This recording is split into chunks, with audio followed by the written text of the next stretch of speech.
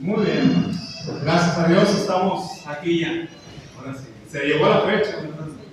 No hay fecha, ¿qué? No hay plazo que no se cumpla y fecha que no llegue. Bueno, ya tengo mucho espíritu. La idea es esta. Llegó y gracias a cada uno de los que hicieron posible esta campaña, ¿verdad? El trabajo que hayan hecho, sea poco, sea mucho, ¿es para quién, hermanos? Es para el Señor, y el Señor está viendo siempre todo. Y el Señor está tomando en cuenta todo. Yo sé, hermanos, algunos quisiéramos hacer más, no se puede, pero un poco que haga, ¿verdad? Un poco que haga contribuye a estas campañas. Y me dieron un tema. Que el primer tema es el que más dificultad en cierto sentido. Porque es difícil, ¿verdad? Es difícil este primer tema que vamos a ver el día de hoy. Dice el versículo base de nuestra campaña, ¿qué dice? Porque no me avergüenzo del Evangelio, porque es poder de Dios para salvación a todo aquel que cree, al judío primeramente y también a ¿quién? Al griego. Y nos pudiéramos ir, hermanos, por explicar las palabras griegas de lo que es el Evangelio, lo que es el poder de Dios y lo que significa la palabra poder, que ustedes ya saben, viene derivado de la palabra dinamita, pero no quiero irme por ahí, quisiera irme mejor por otro lado. ¿Qué hay aquí en México? Existen tres poderes, ¿verdad? El poder ejecutivo, legislativo y judicial. Ya lo sabemos, ¿verdad? El legislativo, ¿qué es lo que hace? Hace las leyes, ¿verdad? El poder judicial, ¿qué hace? Hace que se cumplan las leyes, ¿verdad? Y el poder ejecutivo, bueno, no tenemos para qué es el que todos vemos, ¿verdad? Pero hay poderes, hermanos. Hay poderes que controlan nuestro país, vamos a decirlo así. Y los poderes están puestos para eso, para llevar un control, para llevar un orden en todo. Bueno, ¿qué significa poder? Significa dominio, facultad, ¿qué más, hermanos? Jurisdicción que alguien tiene para mandar o qué, o ejecutar algo. Eso significa poder, un dominio, una facultad, una jurisdicción. Y es donde el poder ejecutivo no se puede meter con el poder ¿qué? Legislativo, y el poder legislativo no se puede meter con el poder judicial. Cada quien tiene su jurisdicción en donde pueden ejercer su poder. Bueno, ¿qué vamos a decir también? En el mundo espiritual, hermanos, también hay, vamos a decir, de clase de poderes, si así le podemos llamar, por eso lo pongo así. Podríamos decir algo de ellos, pero nos quitaría tiempo, hermanos, para hablar realmente de lo que nos interesa el día de hoy. Porque pudiéramos hablar de los poderes que el mundo cree que tiene y que cree que está en jurisdicción en lo espiritual, pero solamente hay uno que realmente es el que ejecuta. Claro, hay gente que quiere ordenar o meterse en el poder judicial, ordenar y meterse en el poder, pero que no le corresponde y legalmente no pueden hacer nada. Bueno, en el mundo espiritual, hermanos, es lo mismo. Hay un orden que ya se ha establecido desde antes de la fundación del mundo, un orden que lo ha establecido Dios y un poder que únicamente le compete a Dios. Siempre les digo esto en la congregación: jamás pongan a Satanás al nivel de Dios, hermano. Satanás es un ser creado, Satanás es un ángel. Dios es superior, Dios es el que tiene todo el poder. Por eso cuando hablamos, les digo, si acaso pudiéramos hablar de poderes, claro que Satanás tiene algún poder, y tiene poder, pero no tiene ¿qué? Todo el poder. Y es ahí donde hablamos de la jurisdicción espiritual. ¿Dónde es donde se obra y quién es el que obra? Por eso cuando tú y yo entendemos el nivel en el que está Dios, el nivel de poder que tiene nuestro Dios, tú y yo no dejamos ningún lugar, hermanos, a la duda de en quién tenemos que creer y en quién tenemos que confiar. Siempre, ¿verdad? Bueno, el poder del Evangelio. Sabemos qué significa poder, pero el Evangelio, ¿qué significa, hermanos? Buenas nuevas, así es. Y acuérdense, esta palabra evangelio no es una palabra religiosa. Realmente la palabra evangelio viene desde mucho antes. Cuando los emperadores ganaban una batalla, ¿cuál era la buena nueva? El evangelio era que habían ganado. La palabra se transforma en una palabra religiosa porque ahora se habla únicamente de evangelio al recibir las buenas nuevas o las buenas noticias que tú y yo sabemos qué son. Pero el evangelio en sí, la palabra evangelio, simplemente significa buenas nuevas. Es más, yo creo que mañana vamos a ver, hasta un emperador, cuando quiso que hicieran su biografía, imagínense qué dijo. Bueno, cuando yo nací, fue el evangelio para el mundo. Imagínense nada más.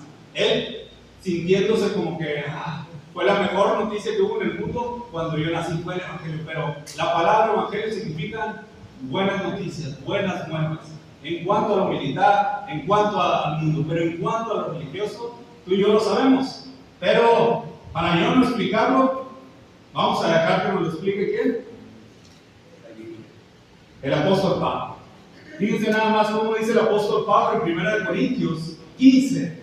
Además os declaro, hermanos, el evangelio, fíjense nada más, que os he predicado.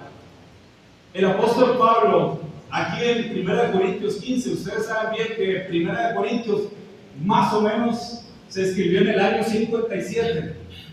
33 menos 57, ayúdenme.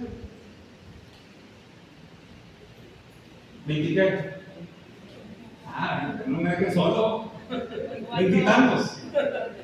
¿Se acuerda usted qué pasó hace el 24? Yo sabía, pero no lo digo porque yo se me equivocan en qué pasó. Mejor me fui a la vieja confiable de 20 y tantos, como decimos. Pero cuando decimos que el apóstol Pablo está diciéndonos en 1 Corintios 20 años de cuando murió el Señor Jesucristo, hablamos de eso, de lo que él realmente tenía fresco en su memoria desde cuando empezó a predicar. Dice, además os declaro, hermanos, el evangelio que os he predicado, el cual que dice, también recibisteis, en el cual también que perseveráis, por el cual asimismo si retenéis la palabra que os he predicado, que dice, sois salvos, hermanos. Entonces usted confíe. Cuando le digan, ¿eres salvo? Diga usted, claro que sí.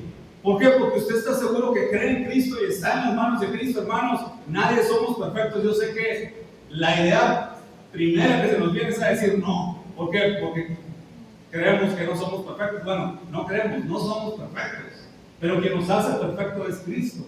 Si nosotros confiamos y dejamos nuestra vida a Él. Los errores los cometemos, claro que sí, pero no vivimos en el pecado. No vivimos de eso, sino vivimos para quedar y estar en bien con nuestro Dios. Dice él, sois salvos si no creíste en vano. ¿Y qué significa esto? Bueno, si tú de repente por ahí dices, ese evangelio ya no tiene caso. Fíjense nada más lo que sigue diciendo en el 3, porque primeramente os he enseñado lo que asimismo recibí. ¿Qué es el evangelio? Bueno, aquí les va la explicación, dice el apóstol Pablo. Primero, que Cristo murió por nuestros pecados. Y fíjense cómo hace el énfasis el apóstol Pablo. ¿Conforme a qué? A las Escrituras. Y luego dice otra vez, y que fue sepultado y que resucitó al tercer día. Y luego dice otra vez, conforme a las Escrituras. El apóstol Pablo quiere dejar claro lo que significa el evangelio. Esto es, que Cristo ¿qué? Murió. Cristo ¿qué? Fue sepultado. Y Cristo resucitó al tercer día. Son tres cosas, hermanos, que no simplemente los evangelios nos lo cuenta el apóstol Pablo. ¿Adivinen qué? Y esto es lo más importante, hermanos. Secularmente, históricamente, no con la Biblia, sino también con datos históricos y personas que estudian la historia, están de acuerdo en que Jesús existió. Lo primero, ¿existió Jesús realmente? ¿Vivió Jesús en la tierra? Claro que sí. Ese es el primer punto. Bueno, murió Jesús, hay indicios, hay documentos, hay algo escrito, hay arqueología que nos apoye para decir que Cristo murió. Sí la hay. Segundo punto, fue sepultado, también la hay. Hay escritos que no son bíblicos, que son de historiadores. Y el último punto, hermanos, resucitó. Pues créanme que también hay documentos fuera de la Biblia que avalan la resurrección de nuestro Señor Jesucristo. Aunque usted no lo crea, hay gente que se le ha puesto eso. Hay un abogado, y ahí lo consultan en Google, googleenlo, el mejor abogado de todo el mundo, el que tiene el récord Guinness de 244 casos ganados seguidos. Es el mejor abogado del mundo que hay. Le pidieron a ese abogado, oye, con todo tu conocimiento, con todo tu saber. Queremos que utilices la base jurídica para decirnos si hay argumentos suficientes para creer que Cristo resucitó. Bueno, este abogado dijo, ok, denme todos los elementos y yo les voy a decir. ¿Y saben qué concluyó? ¿Saben qué dijo? No hay duda. Jurídicamente, óigalo bien, no bíblicamente, jurídicamente, si hubieran estado en un estrado y si hubieran expuesto los argumentos, no hay duda de que Cristo resucitó. Fíjense nada más hasta dónde nos vamos. Y eso, por ahí lo chequen. Ganó 244 casos, no me acuerdo ahorita del nombre de este abogado, pero ahí lo pueden, nada más pongan, abogado que ganó 244 casos, están en récord Guinness. ¿Qué dice de la resurrección? Y van a ver que dice, no hay duda de que Cristo resucitó. Esto es lo primero que tú y yo tenemos que convencernos, hermanos. Que tenemos que estar en nuestros corazones convencidos de que esto pasó y sucedió. Así que cada uno de nosotros siempre, hermanos, siempre, nunca se les vaya de su mente esto, que Cristo resucitó. Pero el día de hoy, ¿qué veremos? Sí, el poder del Evangelio, como ya lo vimos. Pero nuestro primer tema, hermanos, que nos vamos a basar en este versículo. Dice Juan 16:33. Y estas cosas os he hablado. ¿Para que qué? Para que en mí tengáis paz. En el mundo tendráis ¿qué? Aflicción. Pero confiad, ¿qué? Lo he vencido. Es algo importante que tú y yo entendamos algo. El Señor Jesús nos está diciendo en este versículo algo que es seguro. Y lo que es seguro es que tendremos ¿qué? Aflicción. Pero lo más bonito es la segunda parte que nos dice, ¿verdad? Pero confíen ¿qué? Yo he vencido al mundo. Va a haber dolor en este mundo. Va a haber aflicción en este mundo. Van a sentir dolor. Van a sentir aflicción. Pero confíen en mí. Hermanos, y yo sé, hermanos, cuando empezamos jóvenes a estudiar y vamos viendo cada uno de nosotros todo esto que nos pasa y nos sucede y decimos, ¿a poco de verdad esto del dolor será así? ¿De verdad esto del dolor tendrá ese nivel de impacto en cada uno de nosotros? Pues bueno, vamos a ver qué es lo que nos hace el poder del Evangelio. El poder del Evangelio en medio del dolor, hermanos, nos va a ayudar a entender y a saber cada una de estas cosas. Primer punto, hermanos. El Evangelio, hermanos. Cuando decimos que el Evangelio o el poder del Evangelio está en medio del dolor, lo primero que tenemos que saber es que el Evangelio nos llegó con dolor. El modo de cómo nos ha llegado el Evangelio a ti y a mí es a través del dolor. ¿Y a través del dolor de quiénes, hermanos? De todos aquellos que predicaron el Evangelio. Porque a veces se nos hace extraño, y yo sé, hermanos, que se nos hace extraño, ¿no? Para aquel que no está confiando en Cristo. Pero a veces se nos hace extraño que gente que realmente confía en Jesús, que gente que realmente confía en el Señor, que está dudando. Porque cada uno de aquellos que estuvieron predicando el Evangelio sufrieron una muerte que hermanos, violenta, dolorosa. Así es, hermanos. Sufrieron una muerte, hermanos, que tú y yo deberíamos de estar convencidos que pase, lo que sucede en nuestra vida, deberíamos de seguir ahí. Pero es que, hermanos, el dolor nos ciega a veces. Y el dolor nos cubre a veces el entendimiento. Yo lo sé, hermanos, cuando pasa y sucede algo en nuestra vida, no nos deja ver bien las cosas. Por eso, hermanos, cuando sabemos esto, que cada uno de los apóstoles, Andrés crucificado, Santiago decapitado, Felipe crucificado, Bartolomé desollado vivo, Tomás apuñalado con lanzas, Mateo también apuñalado, hermano. Santiago el menor arrojado desde lo alto del templo. Simón el celote cortado con una sierra. Judas Tadeo golpeado hasta la muerte. Judas Iscariote, pues ya lo sabemos, se suicidó por ahorcamiento. Pablo decapitado, hermanos. El único que murió de muerte natural fue Juan. El dolor es patente, hermanos. Y el dolor es una arma que también Satanás quiere utilizar para convencernos de que si tú eres hijo de Dios no debes estar sufriendo. Pero cuando vemos en la historia, hermanos, el dolor debe ser parte de ¿qué? De nuestra vida. Y el mismo Señor Jesús nos lo dice: en el mundo ¿qué? Tendrán aflicción, va a ser parte de nosotros. Pero el mismo Señor Jesús nos dice: confíen en mí. ¿Qué es lo que nos ayuda el poder del Evangelio, hermanos, en medio del dolor? Es a saber que el dolor, hermanos, es que es temporal, ¿sí o no, hermanos? Y dice Romanos 8:18: pues tengo por cierto que las aflicciones del tiempo presente no son comparables con la gloria venidera que nosotros ha de manifestarse, hermanos. Este versículo nos recuerda que los sufrimientos son temporales, mientras que la gloria futura es ¿qué? Eterna. Así es. Como alguien dijo, ¿verdad? El dolor es temporal, pero Dios es que es eterno. Alguien que estaba sufriendo mucho y que tenía mucho dolor y que la estaba matando. Así lo digo. El sufrimiento es temporal, hermanos. Por eso dice aquí el apóstol Pablo: hey, las aflicciones que tiene usted ahorita, los padecimientos que tiene usted ahorita, y los vamos a enumerar y son diferentes para cada uno de nosotros, hermanos. Los padecimientos en el Evangelio son diferentes para cada uno de nosotros. El dolor es diferente para cada uno de nosotros, hermanos.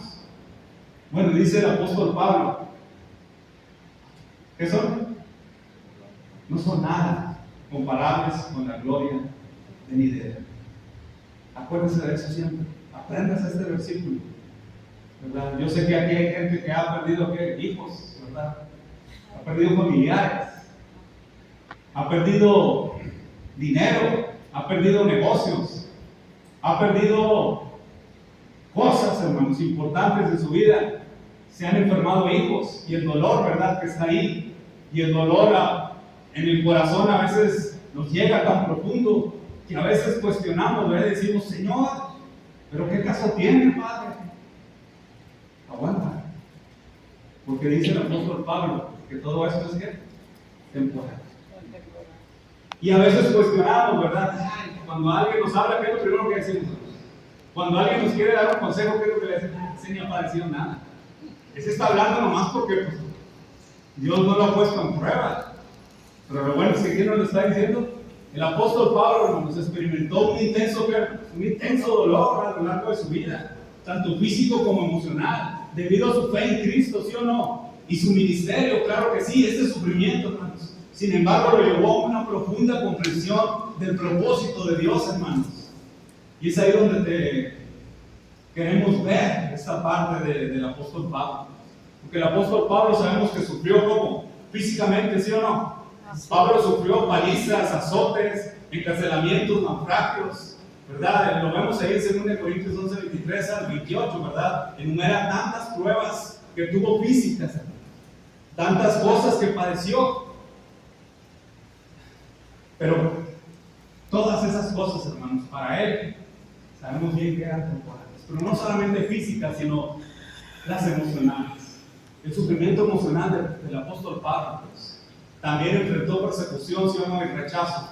Oposición de parte de ¿quiénes? De su mismo raza, de su mismo pueblo, de sus contemporáneos. Su ministerio, hermanos, a él le trajo angustia y preocupación porque por las iglesias, ¿sí o no? Si se acuerdan de 2 Corintios 8, 28, ¿cómo ven el apóstol Pablo en su corazón cuando dice: y además de otras cosas, lo que sobre mí ¿qué? Se agolpa cada día ¿qué? La preocupación por todas las iglesias, imagínense. Todo lo que sufría, todo lo que batallaba, todo lo que le pasaba. Pero el apóstol Pablo, hermanos, le dolía en el corazón lo que sucedía en cada una de las iglesias. Un dolor y una angustia, hermanos, que él Él nos lo dice de una manera, ¿verdad? Oigan, aunque nos duela, esto es temporal. Aunque nos duela, no se va a comparar a la gloria venidera.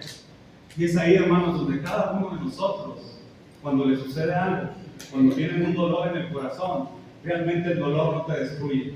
Porque a veces decimos, el dolor me está destruyendo, Señor. No te destruye. El dolor te revela, te muestra quién eres y en quién necesitas convertirte. Porque, hermanos, yo lo sé. Algunos nos creemos muy fuertes en la fe. Algunos nos creemos demasiado fuertes espiritualmente en una temporada.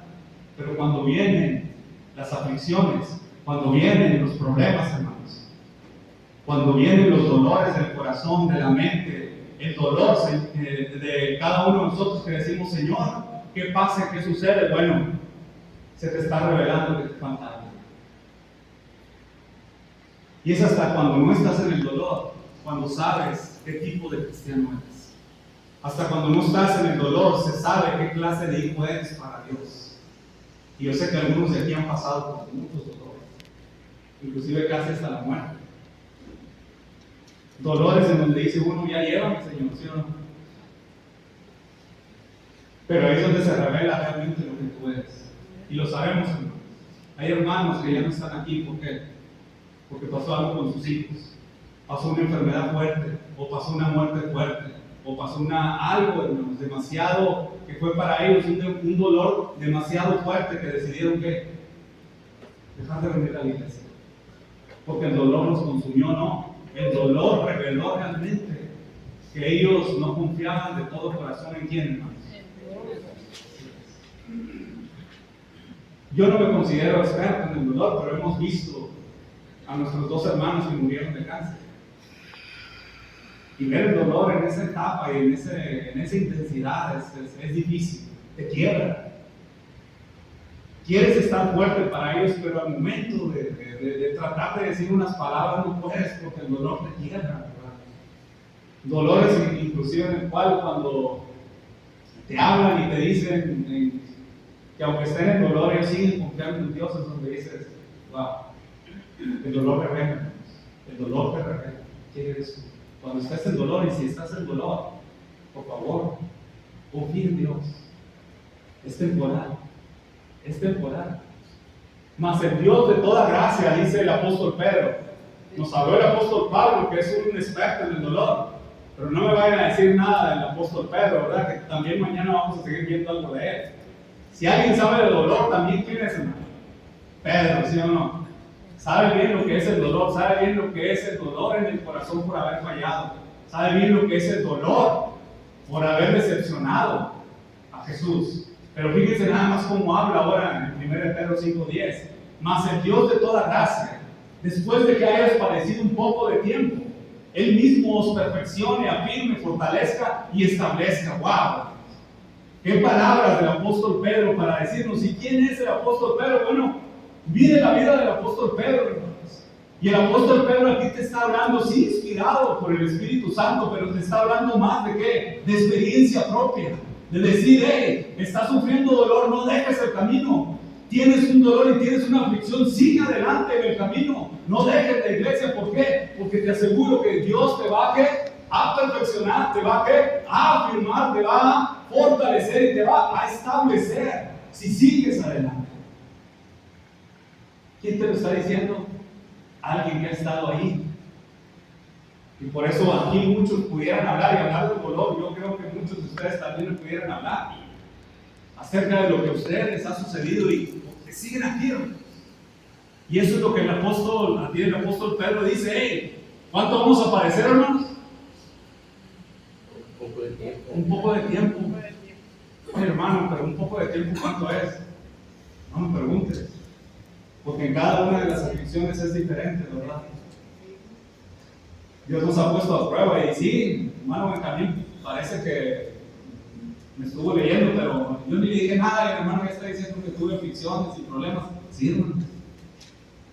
Y a veces pensamos, ¿cuánto es un tiempo? Te podría decir que hay temporadas en mi vida que Dios son semanas, pero hay temporadas en las que Dios me pone meses y pasan días Y dices tú, ya, si no me van a decir, esto se va a arreglar, este dolor se va a ir. Y pasan las semanas, y dices tú, el Señor va a orar. Y pasan los meses, y dices tú, Él orará. Pero lo que te quiero decir es que cuando leemos esto, leemos verdad. No leemos a alguien que está diciendo cosas simplemente para que se oigan bonitas. Son experiencias. Aguante un poco de tiempo nada más. Un poco de tiempo y Dios obrará. Y no quería pasar el versículo del Apocalipsis, hermanos. Dios mismo estará con ellos como su Dios. ¿Enjugará qué? Dios toda lágrima, hermanos, de los ojos de ellos. Y ya no habrá más qué. Más muerte, ni habrá más llanto, ni clamor, ni qué. Ni dolor, ¿verdad? Lo que estamos viendo. Porque las primeras cosas, ¿qué, hermanos? Pasaron. Qué bonito, ¿verdad? Qué bonito que Dios te lo ponga. Yo sé, hermanos, y por eso les digo, cuando estamos en pleno dolor, nos ciega la cabeza y a veces tenemos que recurrir a la Escritura y leerlo directamente, porque a veces, aunque lo hayamos leído 1000 veces, cuando estamos en medio del dolor, parece que se nos pone en blanco la mente. Bueno, lo leer. Y Dios dice que enjugará toda lágrima. Y lo más bonito es que es, no un ángel, no un enviado, sino ¿quién? Sino Dios mismo nos va a tomar en sus brazos y nos va a enjugar las lágrimas. Va a decir ya pasó. Siguiente punto. Saber, hermanos, el poder del Evangelio en el dolor, en medio del dolor, hermanos. El poder del Evangelio nos hace saber que es una forma de aprender. Y sí, hermanos, no quisiera decirles esto, ¿verdad? Y sabemos lo que es el Evangelio de la prosperidad, ¿verdad? Y no, tú no puedes estar en dolor y tú no puedes estar en sufrimiento. Y si dices esto, estás mal. Porque siempre un hijo de Dios debe estar ¿en qué? En victoria. Y no puede estar ni sufriendo ni en aflicciones. Ese Evangelio, hermanos, no sé de dónde lo sacaría. Porque el apóstol Pablo, primeramente, no estaría ahí por todo lo que le pasó y sucedió. Diríamos, oye, el apóstol Pablo, ¿verdad? Y saber que ahora, como nos lo va a decir Santiago, fíjense que dice, hermanos míos, tened por sumo gozo cuando os halléis, le diríamos a quién, a Santiago, ¿verdad? No, Santiago, dinos algo más bonito, dinos algo más hermoso. No nos digas que la única forma, o no la única, una de las formas de aprender en tu vida es mediante el dolor. Por eso nos lo dice, ¿verdad? Hermanos míos, ¿qué? Tened por sumo gozo cuando os halléis en diversas pruebas, sabiendo que la prueba de vuestra fe, ¿qué? Produce paciencia. No pida paciencia. No, bueno, sí pídala. Ya está viendo cómo es como se produce la paciencia. Con las aflicciones. Sí. Hay otra forma. Así que cuando venga algo, confía en Dios. Yo sé, hermano, no está sonriendo. Claro que sí, van a decir, este está loco, ¿verdad? Si usted está sonriendo, es el dolor y con las aflicciones. Sí, vamos a estar tristes, vamos a estar preocupados, pero confiando en Dios. ¿Y qué nos sigue diciendo, verdad? Más tenga que la paciencia su obra completa para que seáis que y cabales sin que os falte cosa alguna. Palabra perfectos aquí no es una palabra sin error, sino palabra perfectos. ¿Qué significa, hermanos? Maduros. Dios quiere que tú y yo seamos, ¿qué, hermanos? Maduros. ¿Qué significa maduros, hermanos? Así es, que controlamos nuestras emociones, que controlamos, hermanos, y sabemos bien que las cosas que pasan es por algo. ¿Qué es lo que nos diferencia entre, pues vamos a ponerle a alguien entre 15 años para abajo y nosotros como adultos? Una de las cosas que nos hace la diferencia entre alguien que es adolescente y nosotros es que ellos no pueden controlar sus emociones, ¿verdad? Cuando usted los ve y dices, y ve al niño, ¿verdad? Chiquito, y nos enojamos porque el niño chiquito hace sus rabietas, ¿verdad? Y llora y dices tú, ya, espérense, él todavía no sabe controlar, ¿qué, hermanos? Sus emociones, está aprendiendo a controlar sus emociones. Bueno, el Señor quiere, hermanos, que tú y yo, cuando estemos en medio de una aflicción, de un problema, seamos maduros. No andemos gritando, enojándonos, aventándonos, haciendo caso, no yendo a la iglesia. Hermano, ¿por qué no estoy a la iglesia? No, es que no me he ido bien. Estoy con mucha aflicción y no puedo ir a la iglesia. ¿Cómo? Ese no es un hermano maduro. Es una hermana que no ha sabido controlar sus emociones. Es un hermano que no ha llegado a la perfección a ser maduro. Y yo decía la maduración, pero no, ser maduro. Seamos maduros, hermanos. Seamos cristianos maduros, adultos, ¿verdad? De esos que Dios quiere. Dice Filipenses 4:10: en gran manera me gocé en el Señor de que ya al fin habéis revivido vuestro cuidado de mí, de lo cual también estabais, ¿qué? Solícitos, pero os faltaba oportunidad. No lo digo porque tenga escasez, pues he aprendido a contentarme, ¿qué? Cualquiera que sea mi situación. ¿Qué estamos viendo? El poder del Evangelio, hermanos, en medio del dolor. Nos ayuda a aprender. Pues una de las formas que nos ayudan a aprender. Dice el apóstol Pablo: he aprendido a contentarme. ¿Qué significa, hermanos? El mismo apóstol Pablo ahí te lo está diciendo. Que hubo ocasiones al principio en que no estaba contento de las cosas que le sucedían, pero fue aprendiendo y fue madurando en su vida cristiana para contentarse cualquiera que fuera, ¿qué? ¡Ay, qué difícil! Es bien difícil, hermano. Su servidor, casi más de 8 meses sin trabajo. Gracias a Dios ahorita ya tengo trabajo. Pero en cada mes pedía: bendíceme, Señor, con un trabajo. Nada, y pasaban meses, y leía esto y lo releía, y yo: apóstol Pablo, ¿por qué pones esto, verdad? Porque dice el apóstol Pablo: sé contentarme cualquiera que sea mi situación.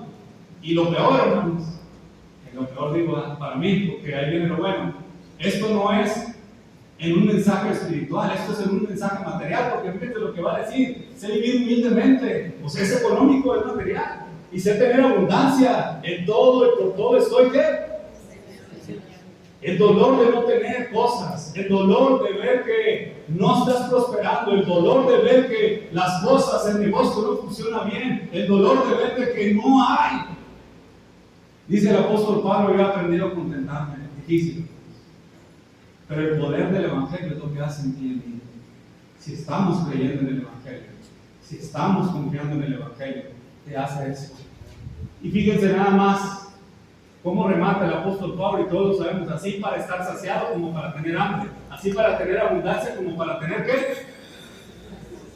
Todos aplicamos la última parte del versículo en ¿qué? En el modo espiritual, ¿verdad? No, yo todo lo puedo en Cristo que me fortalece, mi ánimo siempre va a estar arriba, todo lo puedo. Pues fíjate que no. Sí está bien usado, ¿verdad? Pero la aplicación directa aquí es cuando estás sufriendo necesidad económica, cuando estás sufriendo necesidad de lo material. Todo lo puedo en Cristo que me fortalece. Aquí en este. ¿Lo podrás decir? Espero que sí, hermanos. Y no se ven amén, ¿verdad? Que no. Pero está bien, claro que sí. Dios obrará, hermanos, en cada uno de nosotros. Por último, de los últimos puntos, saber que Dios, hermanos, el poder del Evangelio en medio del dolor, nos ayuda, hermanos, el poder del Evangelio a saber que Dios está con nosotros, ¿sí o no? Los que han sufrido y los que han tenido alguna pérdida, los que han sufrido alguna decepción o que tienen alguna aflicción en su vida, ¿sí o no? Esto es lo que los ha mantenido firmes y constantes en el Señor. Dice una frase, hermanos: si sientes que estás en el infierno, sigue caminando. No te detengas. No te detengas ahí, porque necesitas caminar para salir de lo que estés padeciendo. Dice la palabra de Dios: y para que la grandeza de las revelaciones no me exaltase desmedidamente. Fíjense nada más cómo está hablando el apóstol Pablo, ¿verdad? Que dice: me fue dado, ¿qué, hermanos? Un aguijón en la carne. Gracias a Dios, hermanos. Gracias a Dios. Y al apóstol Pablo, que no nos puso qué era. Todos sabemos y especulamos, ¿verdad? ¿Cuál era el aguijón en la carne? Y aquí yo sé que alguno va a decir, ¿verdad? ¿Qué es lo que se cree que era el aguijón de la carne en el apóstol Pablo? Una enfermedad física, vamos a ponerlo, ¿verdad? La vista, ¿verdad? Muchos se creen. Pero gracias a Dios que no lo puso. ¿Por qué? Porque podemos poner, hermanos, lo que a ti y a mí nos está pasando. Hay un aguijón en tu carne, hay una aflicción en ti, hay algo que no te deja realmente vivir como diríamos a veces, cómodamente. Pero dice el apóstol Pablo aquí, bueno, ese aguijón en la carne me lo ha dado Dios, pero respecto al cual, ¿qué dice? ¿Cuántas veces ha rogado, hermanos? 3 veces he rogado al Señor que me lo quite. Una cosa son peticiones y otra cosa son ¿qué? Ruegos. Eso es muy diferente. ¿Ha rogado usted al Señor por algo? Yo rogaba por trabajo. Bendíceme, Padre. No es tiempo. El apóstol Pablo aquí rogaba: quítame esta enfermedad, quítame este problema que tengo. Dice: ya le he rogado 3 veces al Señor. ¿Y cuál es la frase que le dice el Señor? Bástate mi gracia. Bástate mi gracia. Es lo más difícil, ahora sí, hermanos. Cuando estás en medio del dolor, cuando estás en medio del sufrimiento, quisieras que Dios quitara todo esto y que resolviera todo esto. Pero nuestro mismo Dios nos manda a lo que realmente te debe de importar. Porque a veces que el ego no nos ayuda a salir adelante. Nuestro ego. ¿Qué va a decir la gente si me ve así? ¿Qué va a decir la gente si estoy derrotado? ¿Qué va a decir la gente? No te ayuda tampoco a veces el pensar: ¿por qué estás así, verdad? Si yo hago todas las cosas bien delante de Dios, si yo intento hacer las cosas bien delante de Dios, ¿por qué estoy así? Aquí Dios nos quiere mandar al principio. Y es donde yo entendí: bueno, ¿saben qué? Lo único que importa aquí, por eso dice: bástate mi gracia, es que soy hijo de Dios. No podré tener a lo mejor dinero, no podré a lo mejor tener una prosperidad que quisiera tener, no podré tener a lo mejor la casa, el carro, las cosas que yo quisiera tener, a lo mejor no pudiera tener muchas cosas. Pero aquí lo que Dios quiere que sientas, veas, conozcas, sepas y comprendas es que si lo tienes a Él, lo tienes todo. Te podrá faltar cualquier cosa, pero que no te falte Dios. Y lo vamos a decir ahora sí de esta forma, hermanos. Un ateo, hermanos, tiene también los mismos dolores, los mismos sufrimientos que tú y que yo. Y a veces decimos: oye, ¿por qué aquel que no cree en Dios sufre y yo que no creo, y yo que creo en Dios sufro de la misma manera? Bueno, es que hay un único punto en el cual, si a los dos nos llevara Dios, una de las cosas es que tú irías delante de la presencia de Él y Él no iría. Y eso es lo que a veces, hermanos, Dios nos quiere enseñar. ¿Realmente nos basta? ¿Nos basta ser hijos de Dios? ¿Realmente nos basta que Dios nos ha salvado? ¿Realmente nos basta en nuestra vida que Él ha dado a su Hijo Jesucristo por ti y por mí? ¿Realmente eso nos basta en nuestra vida para decir: me puede faltar cualquier cosa, Dios, pero que no me falte tu gracia, que no me falte tu salvación? Es ahí donde, cuando el dolor está tan intenso y el dolor está tan fuerte dentro de ti, es a donde te tienes que ir. Bueno, Señor, yo ya no sé qué hacer, pero en lo único que sí sé es que soy tu hijo. En lo único que sí sé es que quiero, Señor, que tu gracia me baste, que tu gracia esté conmigo. Y sigue diciendo, ¿verdad? Por eso dice: porque mi poder se perfecciona, dice el apóstol Pablo, ¿en dónde? En la debilidad. Por tanto, de buena gana me gloriaré más bien en mis debilidades, para que repose sobre mí ¿el qué? El poder de Cristo. Cuando alguien es débil, necesita ayuda y necesita a Dios. Cuando alguien es pobre, él tiene necesidad y necesita ¿a quién? A Dios. Pobre en espíritu significa eso, que tienes necesidad de Dios. Y aquí esta palabra debilidad va más al lado de que necesitas de Dios. Porque cuando alguien es autosuficiente, cuando alguien cree que todo lo puede, cuando alguien no tiene ninguna necesidad, no necesita a Dios. Se olvida de Dios. Pero por eso dice el apóstol Pablo: bueno, me voy ¿a qué? A gloriar en mi debilidad, porque es ahí donde yo sé que siempre voy a tener en mente de que necesito a Dios. ¿En dónde? En mi corazón. El apóstol Pablo, hermanos, sufrió un naufragio en el cual tú y yo pudiéramos pasar lo mismo, perder toda esperanza. El dolor nos puede llevar hasta ahí. Pero estamos viendo un punto. El poder del Evangelio en medio del dolor nos hace saber que Dios está con nosotros. Y dice el apóstol Pablo, hemos perdido toda esperanza, porque hay ocasiones en que perdemos la esperanza por el dolor, nos desesperanzamos. Aquí se acabó todo. Ya con esto yo ya no voy a salir adelante. Ya no veo ningún futuro, no veo ninguna esperanza, no veo ninguna salida, no veo ningún nada. Veo que aquí voy a estar acabado ya. Dice el apóstol Pablo en el 23, porque esta noche ha estado conmigo delante de Dios, de quien soy y a quien sirvo. Hemos perdido toda esperanza, pero sabemos que Dios está con quienes, con nosotros. Dice segunda de Timoteo 4:16, en mi primera defensa que ninguno estuvo a mi lado, sino que todos que me desampararon, no les seas tomado en cuenta. Pero el Señor estuvo a mi lado y me dio fuerzas, así es. Ahí fue librado de la boca del león, y el Señor me librará de toda obra mala. ¿Qué es lo que nos está tratando de decir siempre el apóstol Pablo? En cualquier clase de problemas, Dios va a estar contigo. No lo dudes. Dios va a estar ahí, aguanta, ¿verdad? Y me preservará para su reino celestial. A Él sea la gloria por los siglos de los siglos. Amén. Último punto, hermanos, ya para terminar. Cristo nos dejó ejemplo del dolor, hermanos, ¿sí o no? Es que si sabemos que el Evangelio vino con dolor, no se nos debería de hacer extraño que haya dolor en nuestra vida.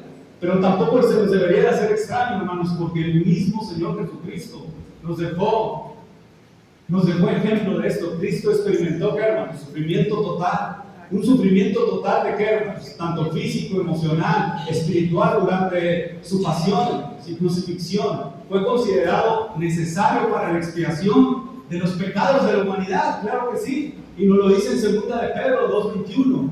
Pues para esto fuiste llamados, porque también ¿qué? Cristo padeció por nosotros, ¿qué? Dejándonos ejemplo, hermanos. Y si usted lee por ahí 2 de Pedro 2, se va a dar cuenta de lo que está hablando, es de las aflicciones y del dolor y todo esto. Y el apóstol Pedro remata y nos dice, bueno, es que Cristo padeció por nosotros para dejarnos ejemplo de que se puede seguir adelante aún en medio del dolor, para que sigáis, hermanos, sus pisadas. Hay esta, ya para terminar, hay esta placa, gracias a Dios nos dejó ir a Jerusalén, hermanos, por ahí estuvimos en el Getsemaní, y esta placa está puesta ahí. Lo que está atrás, hermanos, son Monte de los Olivos, ¿verdad? Son olivos lo que está atrás, y hay una placa que está puesta ahí en el Getsemaní, y dice unas cosas, ¿verdad? Que sabemos bien qué es lo que sucedió ahí, y sabemos bien que el primer versículo es: Padre mío, si es posible, pase de mí esta copa, pero no sea como qué, como yo quiero, sino como tú. Me gustó que Mateo pusiera de esta forma lo que dijo Cristo, porque a veces tú y yo queremos que las cosas se hagan a nuestro modo. Quítame este dolor. A ver, entonces ¿para qué me bauticé, Señor? ¿Para qué me hice tu hijo? ¿Para sufrir este dolor? ¿De verdad?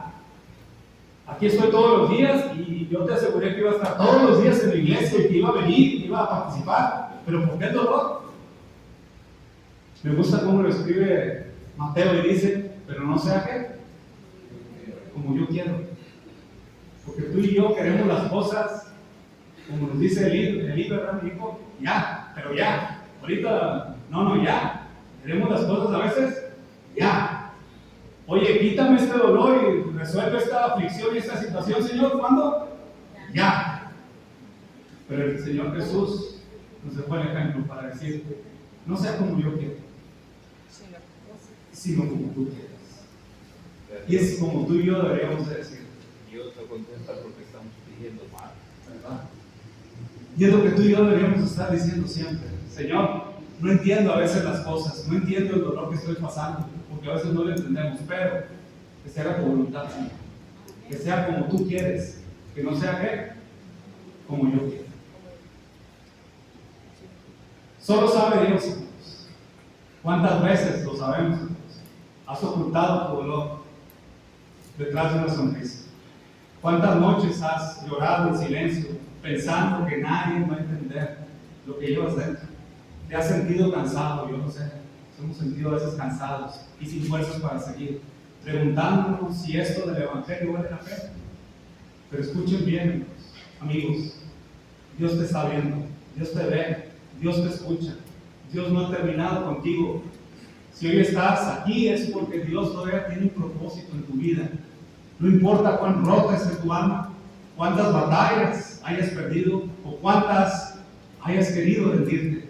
El poder del Evangelio puede obrar en ti si se lo permites. Solo espera, aguanta, no te des por vencido. Dios aliviará el dolor, porque Dios es un Dios que ve el dolor. La tormenta no es el final, lo que estés pasando, este dolor no es el final. Lo que hoy duele, mañana será testimonio del poder del Evangelio en medio del dolor. Confía en Dios, aunque no veas la salida. Te lo aseguro, Dios obrará en ese dolor, porque Dios así lo ha prometido, hermanos. Y Dios siempre cumple sus promesas. Si el día de hoy estás dispuesto a dejar que el poder del Evangelio obre en ti, pasa al frente y confiesa que Jesucristo es el Hijo de Dios. Pasa al frente para ser bautizado y para que el poder del Evangelio sea en ti, en medio del dolor, y surja en ti y veas que Dios nunca te va a abandonar y siempre va a estar allí para ti. Dios me lo bendiga. Amén.